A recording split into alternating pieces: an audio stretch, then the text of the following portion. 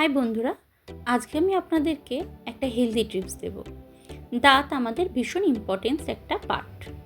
আর এই দাঁত আগে মানুষ নিম দাঁতন ইউজ করত, আর এখন মানুষ বিভিন্ন কেমিক্যালযুক্ত পেস্ট ইউজ করে, যা হার্ট, লিভার, ব্রেন, লাং এর জন্য ভীষণ ক্ষতিকর। তাই আজকে আমি আপনাদের একটা ন্যাচারাল পেস্ট বানিয়ে দেখাবো। তো চলুন দেখি কিভাবে বানাবো। কিছু লবঙ্গ আমরা তাওয়ার ওপরে নিয়ে একটু সেঁকে নেব।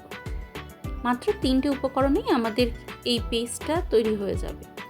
গুঁড়ো পেস্ট, যেমন লবঙ্গ, হলুদ আর সন্দক লবণ।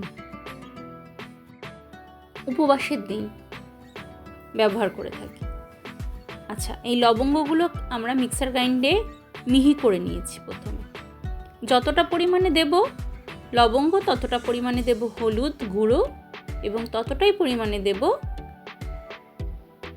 লবণ, সন্দক লবণ। এই সমপরিমাণে 3টে উপকরণ দিয়ে ভালো করে আমরা চামচ দিয়ে মিশিয়ে নেব। তারপরে একটা কন্টেনারে স্টোর করে রেখে দেব। এই মাজনটা ইউজ করলে আপনাদের দাঁতে ক্যাভিটি, দাঁতে ব্যথা, এছাড়া মাড়ির বিভিন্ন সমস্যা, কোনো মুখে ইনফেকশান, সব কিছুর থেকে আপনারা অনেক উপকার পাবেন।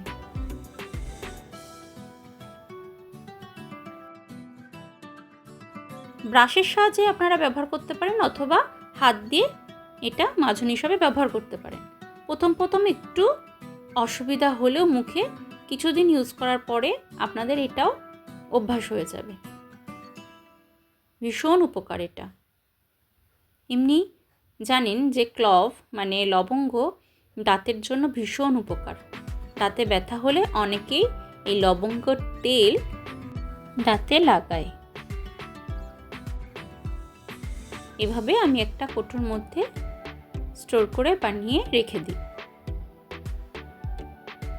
আর রোজ দিন সকালে এটা দিয়েই আমরা দাঁত মাজছি।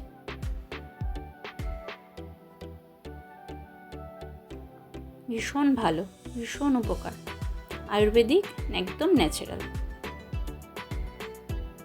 আপনাদের এই রেমেডিটা কেমন লাগলো আমাকে কমেন্ট করে জানাবেন, এবং আপনারা অবশ্যই এটা ইউজ করবেন। বাই বন্ধুরা।